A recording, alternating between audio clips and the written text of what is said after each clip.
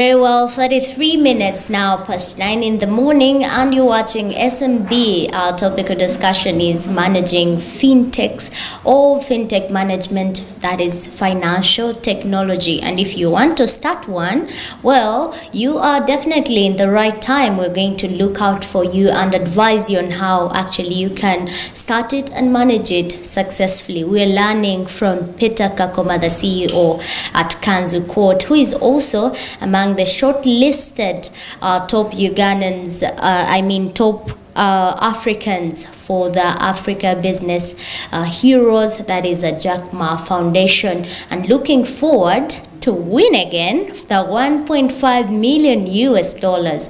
Peter, if you can confirm for us, are you the only people who are actually shortlisted? Because so far we know two. I know of RideLink. Okay. Yeah, with the CEO Daniel Mukisa. Yeah, that's another shortlisted candidate that I know about. Okay. So there are five actually, because I've just come to learn that there are five. So you confirm that you're five Ugandans. Yes. In top 50. Okay, that one has cleared the air now. Top 5 Ugandans among the 50 shortlisted. I can now say again to the congratulations to both of them who actually did get shortlisted around there. Now let's move on how you can manage your startup of a fintech or managing financial technology. What should the person know when they want to venture into financial technology entity or they've got interest? Okay.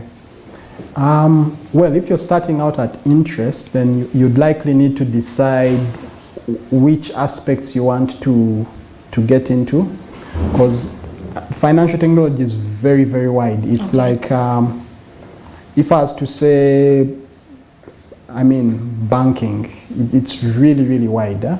So you need to select which particular. Just highlight for us, like maybe top 7. Like you just said banking. Like banking, what entities are in financial technology? In financial technology, one of the top spaces right now is payments. Okay, payments. Yeah, so payments is just think that people typically pay in cash in Uganda. Over 90% of our transactions are in cash.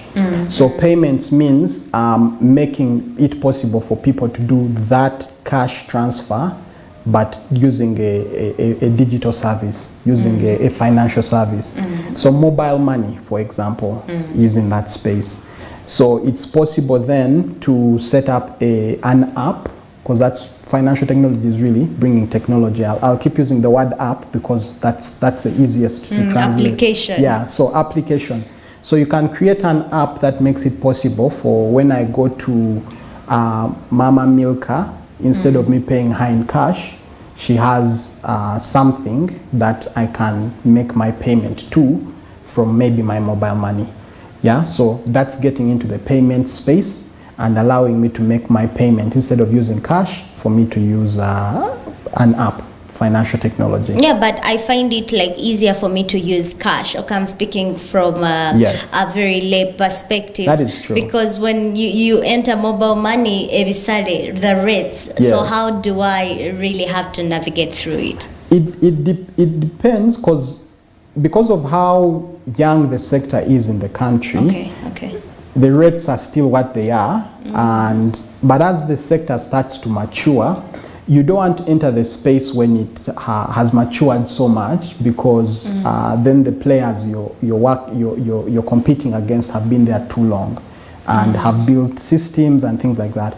So the advantages to making payments digitally, and because we are still young in that space, that's why that's an issue. But if you look at Kenya, for example, you'll pay for everything with mobile money. You'll take a border in Kenya and pay the guy. And it's easier to pay mobile money. Yes, it actually is. I'll take borders in Kenya and pay the guy with mobile money, with M-Pesa, and you wouldn't ask me to give him extra for withdrawal fees. We have borders here. Even when we have safe borders, I have experienced this. So akubuza za cash over cashless, and you're like cashless. Yes. He totally refuses, like, Yes. I'm not going, like, Yes. because he wants someone to pay in cash. In cash. And that's a symptom. That's a symptom. That's because we are still a very largely cash economy. Yet right across the border, M-Pesa has taken over. Okay. You'll go to a duka and you'll pay in M-Pesa, and they won't ask you to withdraw. Okay. Yeah. Okay. So that's because the payment space has advanced a bit further than we have here. And who advances that? What brings advancement in payment spaces? That's a in good the one. country? So it is a wide range of things. So one, if we start at the very top level, there's an aspect of policy. Okay. If you're in a space where policies, let me speak to a policy that at least speaks to something we can all relate with. If you're in a space where there's a policy around OTT, yeah, which is not there now. Which is not there now. 12%? Yes, it's not there now, but I'm speaking to it in this perspective of that makes it harder for someone to access a certain service. So in the same way, there's a really huge aspect that policy plays, because policy dictates the price that then cascades down to the end user. So there's an aspect of policy, then there's an aspect of the players. In here, the main player is MTN. In Kenya, it was M-Pesa, and their strategy focused very aggressively on propagating M-Pesa and trying to make digitized payments everywhere, across their country. Across the country, giving pay bill numbers and all that across the country. So similar efforts have been tried here with varying levels of success, but you need that level of aggression by the key players for that to be advanced. So there's the government, there's the private entities that are the major players. There's also the role that fintechs play. Fintechs are, well, even the telecoms are fintechs, but now the other entities come in to now digitize other smaller payments, so to speak, where you're now shopping on a website in Kenya, or you're shopping on a website in Uganda, on a duka, and you're able to make that payment using mobile money seamlessly with no extra charges, because you're paying with mobile money. So it's a multi-layered issue where you need, because without all the players still there are no enrichment of services to the people. And then another thing is the value needs to be front and center. I need to be able to see the value of not paying with cash. I need to be able to see the aspect of maybe when a good one. Exactly, yeah. I need to see, for example, if I'm paying with mobile money, I have a track record of my spend, which maybe I can use to get credit if I run out of cash. Maybe I need to be able to, if I'm paying with mobile money, in certain places I'll get a reduced fee, or I'll get loyalty points that will encourage me to pay, or I'll get the comfort of not carrying around a lot of cash on myself. And is that on the end user or you as a... Both sides. Okay. So the provider of the service has to think through how they position that service so that the end user has certain benefits in it, and then talk about those benefits. But they have to be actual benefits the user can relate with. Okay. Yeah, if I'm Omuntu Wawansi and you're telling me about things, loyalty points and things like that, I need to know how even to use them. Exactly. Because people have got loyalty. My grandmother has loyalty points, but she know until I go there and check, like she has 1,000. That's when I say, oh, I can buy airtime. I can buy. Yes. Okay. So the value needs to be tangible. I should be able to know that. Okay. Which is why when mobile money came and it took a while to take off, eventually when people saw the value of I don't need to give money to the bus driver to send it to my mama in the village. You can just transfer it. When that value started to translate, they're like, okay, we can trust this thing, we can use this thing. So that value is really key. Okay, and Peter here is just concluding on telling us, or as a startup, you need to figure out which entity or which direction of financial technology do you want to go through. And he had explained it very well. And now if you can dive us through the market. Yeah. You talked earlier about knowing your market. How do we target our markets? How do we even find out to know, okay, I'm developing this for this particular market? If you can take us through the journey of market in fintechs.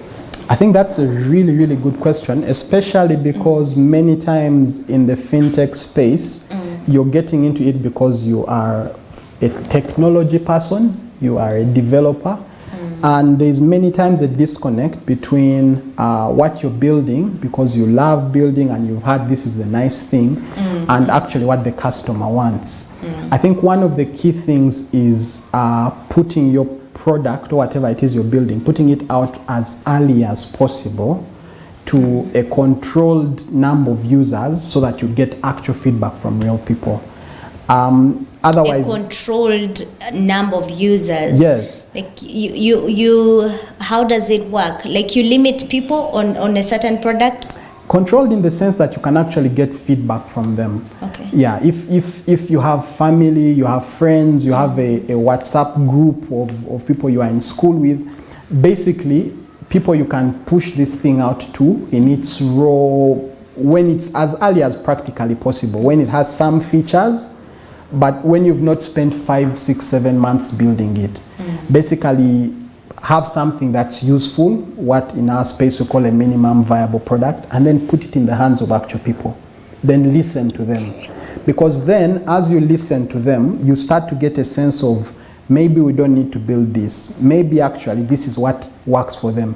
Maybe this is a price point that works for them.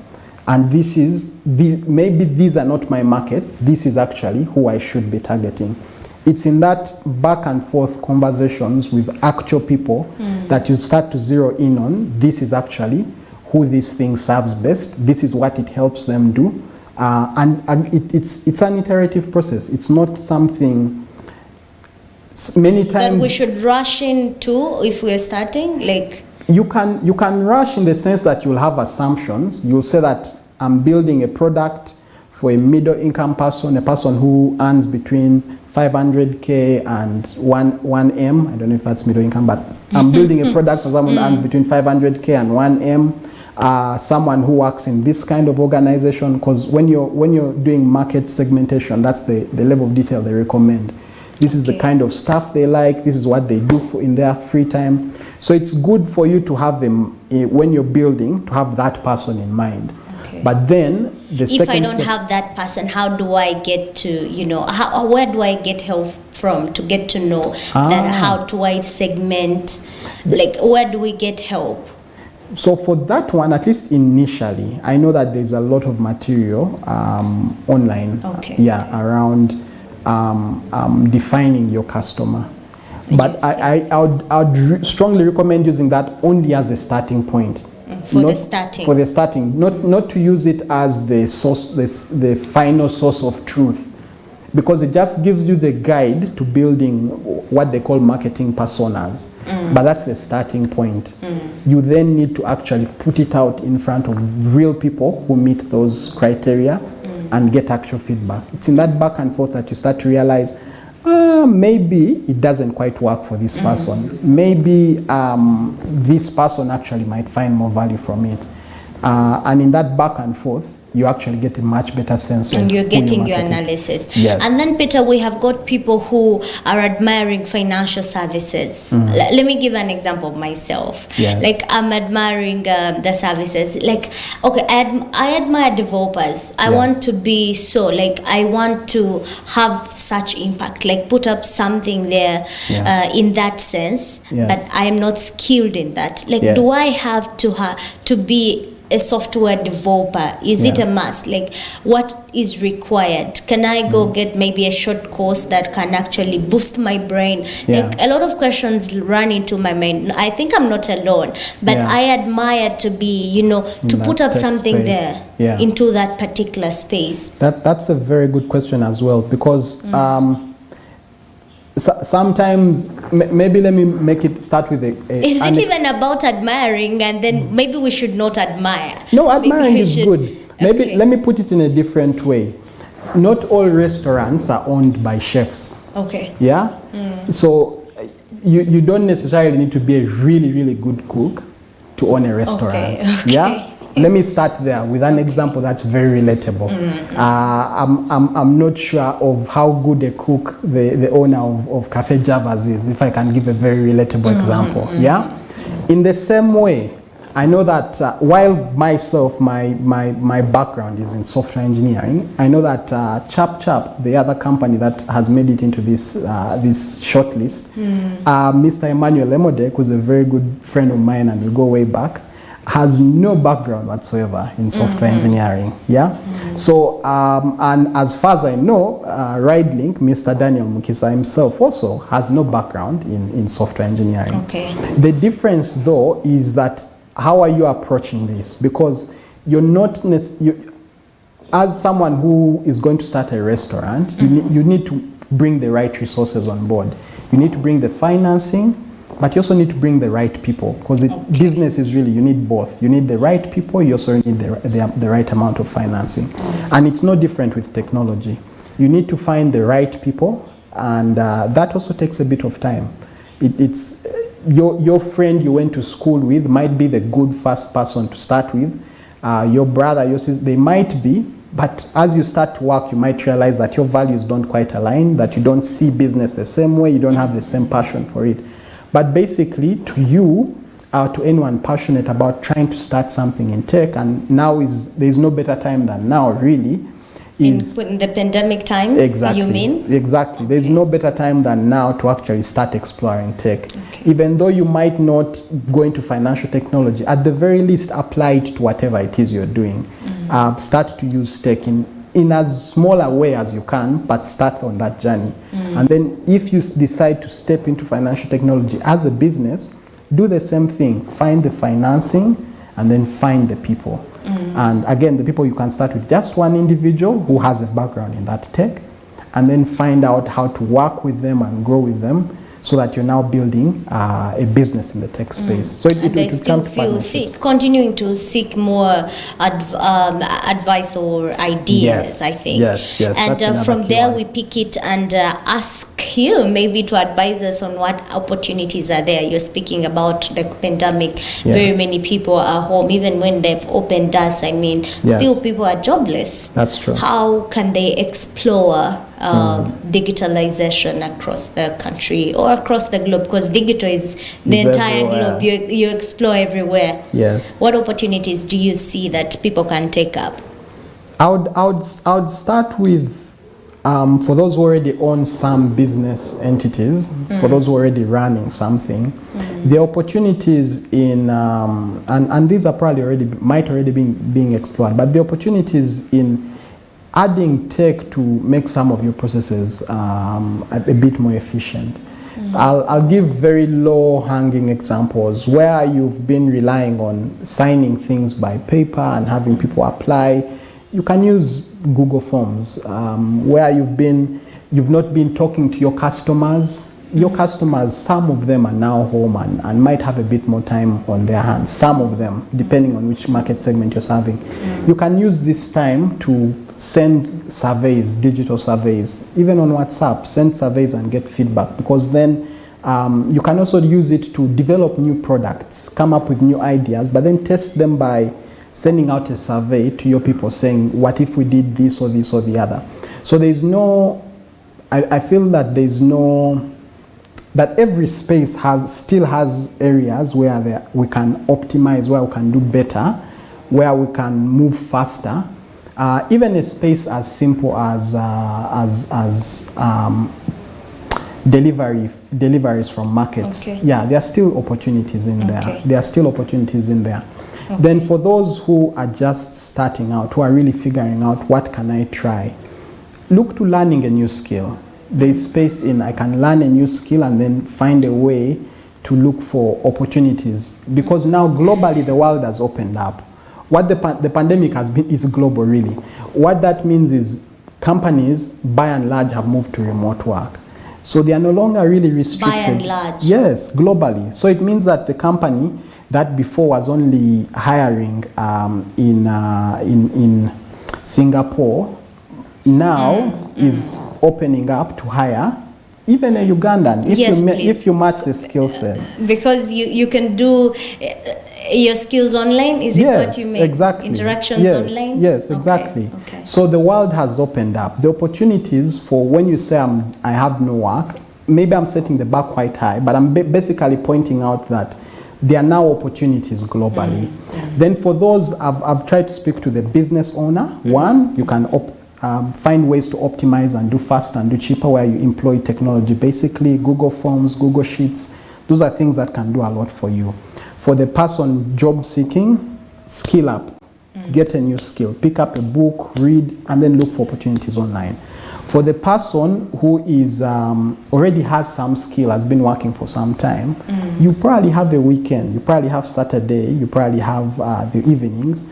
Start offering some of your training for some of your skills. Okay. Yeah, get a Zoom link, get a paid Zoom account, and start training. Do a mastermind, do an 8-week course. Sit down and actually think about it, plan out a course, put a fee to it, put out the value, put yourself out there, let people apply, join that course, train them, and then scale up the next training. But then the people that you're training are now also being skilled to go out and do something similar or even at a different level or even at a global level, really. Okay. So I feel the opportunities at all sides of the whether you're in a business, you're running a business. You have really at least given us opportunities. Yeah. And as we conclude our particular discussion, as Kanzu Code, has the journey been smooth running a fintech and in the country? Yeah. Has the journey been smooth? Just highlighting for us briefly, relating it to the public, relating it to, I do not know, your KYC, knowing your customer. At least I know the KYC. I learned that from high people and during the holidays. Yes. No, it's been a rough journey. It's been a journey of a lot of learning. I started out primarily as a software engineer. I didn't see myself as an entrepreneur. So by and large, my time was spent really just working in the business, just working really. And that had adverse effects. It meant that certain things were not being looked at and certain growth was not being maximized. But also the ecosystem we play in means there are certain things around how we do business here. Sometimes where you might have challenges with cash flow because the people you've done work for, the payments are taking a while to come in. And all those have a hand they play in making it a bit difficult to figure out what you're doing and also move. And then particularly for the business that we're doing with our product, the kind of client we are serving with this particular product typically takes quite a while before they sign on to your product. So you'll have a number of months of back and forth communication, but all those months you have a team that you need to be paying really. So all those have made it a journey that has had us have to change and try different things to keep running and keep growing. So no, it hasn't been easy, but I'm grateful. I'm grateful for the opportunity to be here, to be doing this with my life and to be with the team that I have as we do this journey together and keep learning and keep growing. Very well, and we say congratulations again. Thank you. And now as we are concluding, when are you facing your judges? I've come to learn that you're facing 233 judges. When are you facing them? Yes. So we round one is where they selected the top 50, and then now each of those 233. That's because they are spread across all the different sectors. Okay. So I actually had my session with the two judges just last Friday. Oh, okay. Yeah, I had a session last Friday, and it was a great session. It's as I said, it's an experience which you grow from. Okay. There's so much feedback that we you wish get. you the best. We wish you the best bit, unless there is anything lastly you want to communicate to the viewer. Otherwise, is there anything else? Mine is really for every Ugandan business, every African entity to keep going. It might not necessarily be a smooth as what it looks like in the Silicon Valley movies, but keep going, you'll get there. Okay, and that is it that we had on fintech management or managing financial technology. And financial technology, financial inclusion is a wide aspect. You can go on our YouTube channel, make sure you go into that link, refer in case you missed our conversation, because it's a very deep one that you've got to miss. And I've been with Peter Kakuma here, the CEO at Kanzu Code, who is also now shortlisted for the Jack Ma Foundation, that is Africa Business Heroes. Looking forward to bring home the 1.5 million US dollars, and we wish him the best. For now, we do take a break, and SMB continues shortly. We expect our sports after this.